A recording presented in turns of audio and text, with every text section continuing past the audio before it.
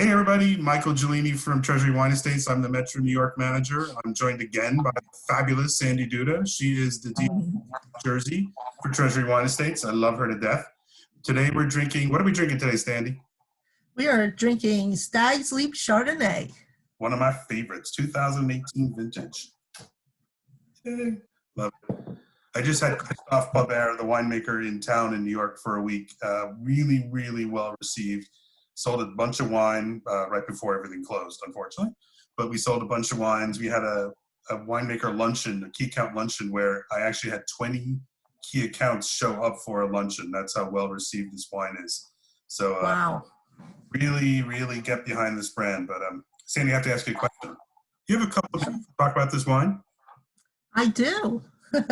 So tell me about what do you love about Stags Leap Chardonnay so much? Well, I love the history behind it. It's been around for a long, long time. First vintage, 1893. The history behind it, the name with the history behind it is phenomenal. It's just a beautiful place. The winery is gorgeous. The wine is excellent.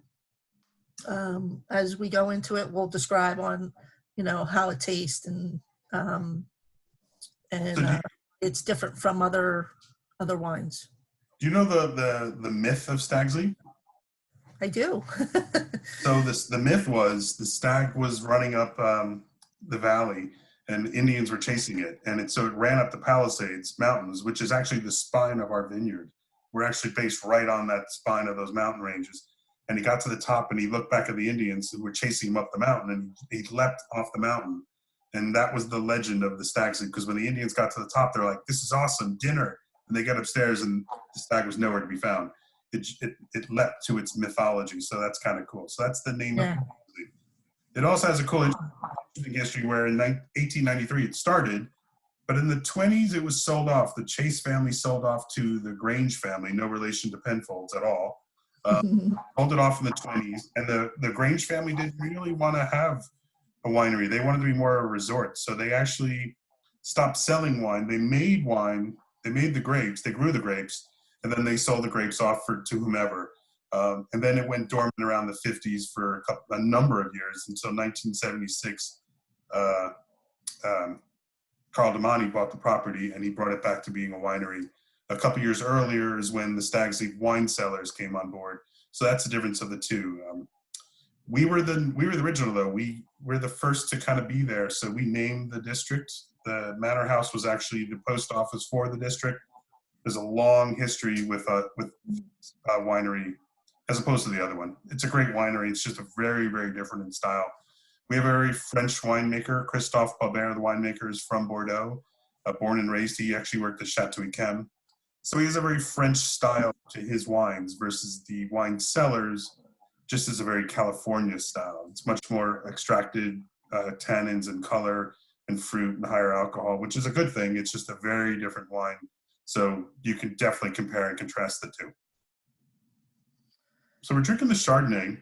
What I like about this Chardonnay is, and I found this out when he came to town, this is the first vintage where they've ever put 1.5% Sauvignon Blanc and 1.5% Viognier into the blend, which is, they've never done that before. And so it kind of gives it a lot of lifted aromatics. So you're going to get a little bit more of that green apple, more like citrusy flavors in there, but a floral note from the Viognier as well too. But the Chardonnay is delicious. You're not going to get that real dry, typical Chardonnay. This is more refreshing.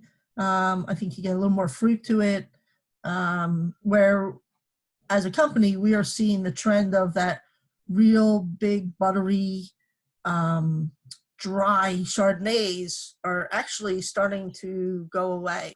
And this is where the future is going.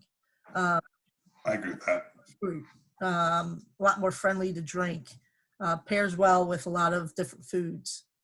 Well, when you have something that's really, really heavy on your palate, it doesn't really match the food unless you're drinking a really, really heavy cream saucy thing. But you need acid to kind of cut through all that fat. So I think this does it versus a competitor to this. would be Rumbauer, which is that rich, buttery, unctuous, popcorny style. Nothing wrong with it. It's just a very different style. So that's another competitor, which I think is an accurate competitor, would be more of like a cake bread or a Gurgitch Hills. I think those are the kind of the competitive set to Stags Leap Chard. So in Jersey, I do on and off premise, and it does well in both. This is something that should be on a list on premise. It's got a great price, very affordable, and like I said, easy to drink. The name is well known, and even with the off premise, we got a lot of stacks on the floor with this. When you're setting, obviously it should be in the cold box, and when you're setting this in a shelf, you definitely want it to be next to cake bread. You want this to stand out. Everybody knows cake bread. Everybody knows Stags Leap. And another thing, our label is a much brighter label, because you mentioned the other Stags Leap. Our label is very bright.